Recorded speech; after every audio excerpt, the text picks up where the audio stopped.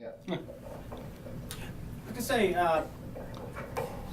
do you ever think that part of the charm of the Conan stories is not just the gritty realism, but also the sort of mythic Dunsany touches, and I think of like Queen of the Black Coast, where he doesn't he never he so many times they skirt the coast of Stygia, and it's just a brief passage, but it's a prose poem. Yeah. And the bits where he condenses the entire history of this winged race, and it's like I say, it's almost a prose poem. We talk about the gritty realism of Conan, and yet there is those, like, I don't know, like I said, the Dunsany type fantasy almost in there, the two coexisting in tension. I don't know. Do you see that as part of the attraction? Yeah, I would put that in the camp of the Gothic tradition that Howard works in. The Hyborian Age is old when Conan's in it. There's nothing new in any of the. It's all ruins that have crumbled and big things that have come before it, and so I think that all fits in with that sort of lived-in feeling. I mean, we go back 14,000 years, but where he is in time is at the foot of this previous age. On top of that, so he's it's always about this older thing, and certainly Howard worked in that sort of Gothic tradition with a lot of his horror stories, a lot of his contemporary stories that were set in and around the Texas, Cross Plains and the Cross Plains horror stories, the Horror of the Mound and stuff like that. But I think the Conan stories, and I don't think even Cull gets as into that as the Conan stories do. Yeah. What do you think? Jump in on this, Al. Oh, certainly. Ultimately, this only occurred to me as I was writing my series of blog posts, 80 Years of Conan. I was rereading the Nemedian Chronicles at the beginning of The Phoenix on the Sword. No prince between the years when the oceans drank Atlantis, etc., etc. And the rise of the sons. And Zacharias. I was just thinking. It occurred to me that Howard loved writing historical stories, of course, and he also loved reading old historical sources. He read all the great Greek authors and the Roman historians, Plutarch, for instance, and Patrice Luney alleges Bullfinch, but Celtic histories. Celtic histories, certainly. He read first primary sources of when writing the Spears of the Great God Passes, and he went right back to the source. So I was thinking, could the Conan stories be his equivalent of him reading, for example, The Secret History of the Mongols and then writing Red Blades of Black Cathay, or Yes. reading a story of Tamerlane and then writing Lord of Samarkand? He invented, rather than going back to the old classic sources, he invented his own classical sources in his mind, and the Conan stories are the result of him writing these two-fisted pulp fiction versions of those stories. So I was talking with Michael Stackpole at Comic-Con in Phoenix, and he said one of the big problems he had in writing the novelization for the new Conan film was Howard would use contemporary dialogue at times, like we're in a right jam, or for instance, and in The Phoenix on the Sword, he refers to one of the rogues as a desperado, which is of course a very Texan phrase. And some people would say that this is a failing, that this is Howard's prose, but I think no, I think that's exactly the point, that Howard is using the literary agent hypothesis as Tolkien did. He was presenting the Conan stories as his account of the Nemedian Chronicles, and that's what makes them apparent. It's like if Dashiell Hammett wrote a story of Achilles after reading one of the old sagas or something. Well, maybe not Dashiell Hammett, but one of that kind of thing. John Steinbeck's King Arthur stories. Yeah. And just one what I was just thinking, both Mark and Al prompted something. Also, it's a tired old phrase, but why say anything original when a cliche will do? Context is everything. And also at the time of Howard writing the Conan stories, which is really towards the end of his professional writing career and his life, there is this convulsion that's about ready to shake the world, and it's called World War II.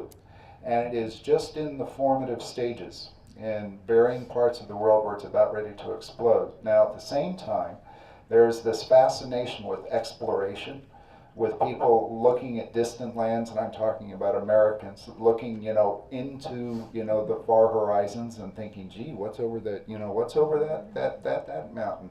And there's this global expansionism that's going on mentally. And there's also this fascination with so-called exotic foreign cultures. And there was this whole strain of, what they used to call Orientalism, with all the Yellow Pearl magazines. And so, he's not only taking from older texts, but he's part of the living history that's going on at that time.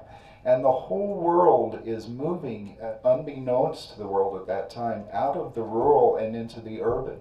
Because once the cataclysm of World War II is done, the world culture is forever altered. I mean, modern society, to my way of thinking, starts in 1945. And after that, all those soldiers who went to Europe for the first time, and the atomic bomb, and the horrible mass killings that the Nazis turned into an art and into a science, and then exported around the world into places like Cambodia that we see now, and the Sudan and that kind of thing, all started in World War II. And so, like, in a way, he's responding. He's subconsciously and artistically feeling all those pressures, and they're getting closer and closer and closer. And look at the Conan stories. They take place on, at least in this imaginary world, on a global canvas.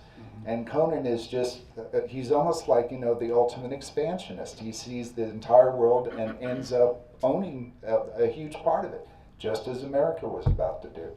So it just fascinates me. Yeah. I think the accomplishment of the Hyborian Age and the imaginary world is incredible, and he did it in a really artistic, a beautiful way. But doesn't he write that he wrote a slew of historical novels and said, I don't have time to do this research. I've got to, and I came up with this way to write my stories but not have to do the detailed research that I'd love to do if I had the time. There's like a real practical reason for doing it too, I guess. Did you hear that in the back? It was, okay. Yeah, I would agree.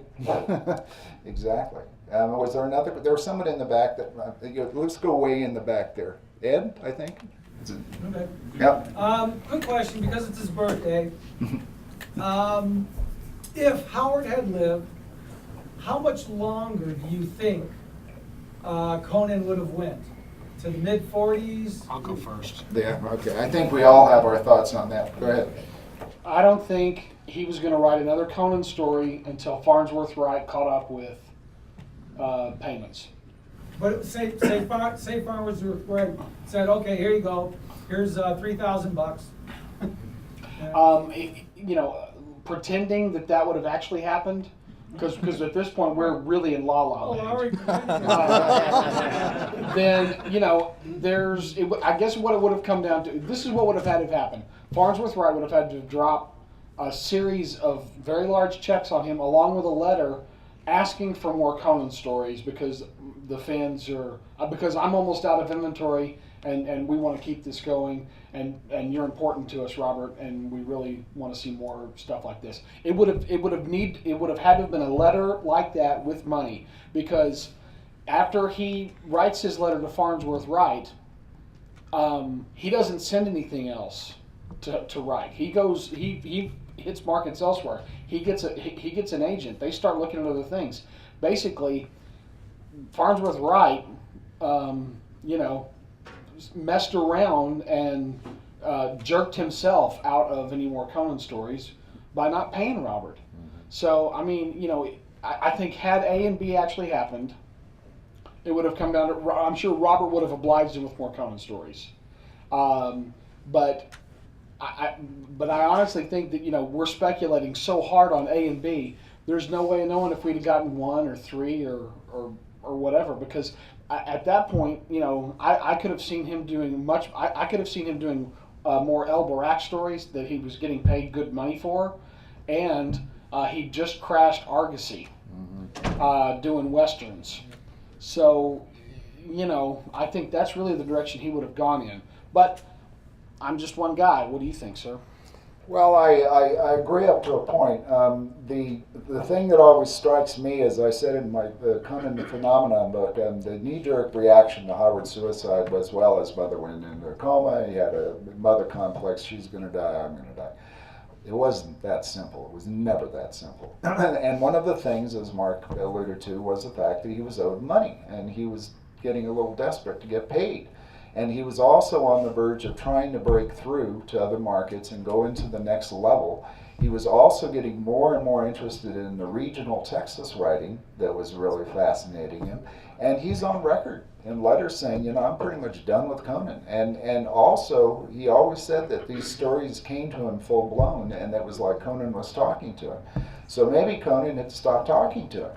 So I wonder. I think that if Howard had been able to get through that depression and through that phase and live just a few years longer, a lot of the roadblocks that were in his way would have just dissolved. Yes. And I think it would have been really fascinating I think he really would have leapt into a much higher area and much more recognition than he ever achieved, because I think he was well on his way. He was like always honing his gift, honing. Who was it today that was talking about the original manuscripts where he would just write on one side and then flip the page over and exactly. Yeah, Paul. And that's a man obsessed. That's a man who's just like, so he's the muse is writing him mercilessly. And I think because when suddenly he had that fit of writer's block of a sort, and he had his mother's problem, and we all know the stories, and I think he was overwhelmed. And also I think that people don't give enough credence to the fact that he was just into his 30s. He was a young man, and life was showing him what life could be. And some of us get through those phases and some of us don't. But I do think he would have moved on to other larger things. And Conan, I'm not so sure. Well, I'm of two minds. I have to think that, let's say Conan Howard survived into the 1950s, and you wonder if the glamour of Howard's death had added to the allure of Conan, or if he was alive, would he then be contracted to write more Conan stories at that point, or would he do it, or would he have found fame in the 1940s through his westerns? But Steve Tompkins, one of his last articles, a fantastic one in the Sumerian called Newer Barbarians, he puts forth a very convincing argument that Howard might have gone into science fiction. Interesting. By science fiction, I mean Sword and Planet in the style of Lee Brackett, and I have to say that seemed all things considered, apart from westerns and historicals and the things that he loved to do, I think what we would have had Howard lived was something that we hadn't seen before, personally. Mm-hmm. I mean, but if you've got to go out on a Conan story, I think Red Nails is a heck of a way to stick the dismount. Mm-hmm. You know what I mean? So we're running long. Well, but we started late too. Yeah. There's some guy named Indy there with his hand up. Well, my question is for all three of you, and if you can make it as short and sweet as possible. What is your favorite Howard Conan story, and why? All right. This will be a great way to end the panel. My favorite Howard Conan story is Rogues in the House. It is not, I think, the best written of the Conan stories. It is not a Red Nails or Beyond the Black River or Tower of the Elephant, but Rogues in the House has, I think, that lightning in a bottle combination of Conan being Conan, the barbarian who is kind of caught between these two civilized factions, and he manages to play one against the other because they underestimate him. It's got Fact the Killer Ape. Always bet long on the monkey. I'm telling you, folks. It's got great set pieces. I think it's I think it's kind of the I think it's the best of the Conan the Thief stories, because you get all this wonderful character interaction that's got pieces of the Hyborian Age. The priest and the politician going at each other, and to me, it's just that wonderful. I think that's the story that Fritz Leiber probably read and said, "Ooh, I could do Fafhrd and Grey Mouser with stuff like this." Yeah. I mean, it feels like that's the story that for a lot of people becomes a bridging point to other greatness. So for me, Rogues in the House. Now, if you ask me tomorrow, I will give you a completely different answer. For me, it's always 3, and obviously Red Nails, because that had such a profound early impact. And then as I reread it, I realized what a marvelously constructed, tale it is. Yeah. And then Queen of the Black Coast, of course, but Beyond the Black River, which I think in many ways is almost like the quintessential, Howardian, not only Conan, but it's also historical, and it's got his fatalism in it, and his military, fascinations and all that type of thing. And by the way, Fact the Ape was almost in the first Conan the Barbarian movie. They were actually designing him. There was going to be a scene, but then Dino said, "No, the monkey, he's too expensive." What he made of the King Kong, he should know. Well, I'm so glad my favourite hasn't turned up. My favourite is, and it must be nostalgia or anything like that, but it'll always be Tower of the Elephant. Yeah. Simply Yeah, because that's a good one. everything you don't think of when you think of Conan is in there. There is no conveniently, scantily clad woman for Conan to save. There is no great treasure that he buys and that he steals and sells off to events. He doesn't kill the wizards, not directly. He doesn't slay the monster. It's paradigm shifting. When you grow up on Conan the Adventurer, hearing about Conan the Barbarian, the films and stuff, and you have this mental image of what Conan is, no story apart from possibly the Phoenix on the Sword crashes down expectations, like Kull smashing the laws. You think Conan is completely different, and you've got all these other elements. You have the cosmic tragedy of Yag Kosha, which is heart-wrenching, and seeing Conan come into the chamber, he sees the monster, the big elephant monster, but he isn't the enemy. He is a tragic figure, and Conan takes pity on him. The barbarian, the red-handed conqueror, says, "I mean you no harm." I can't convey how powerful that was to me. And then you've got all the very ironic fate of Yara, and you have the spider, which has the malign intelligence glinting in its eyes. You have Taurus, the obese thief, which I found most delightful. Just him, just the idea of him scaling towers like he weighed 100 pounds and things. But it had everything short of a strong female character, which is why I would have gone with Queen of the Black Coast or Red Nails, were it not for those other elements that I found so fantastic about the Tower of the Elephant. It was truly cosmic, I suppose, is the best word I can think of. Yeah. Well, cosmic, ooh, sorry. I think we just all woke up. Cosmic. Cosmic, thanks for all of you for coming. Thank you.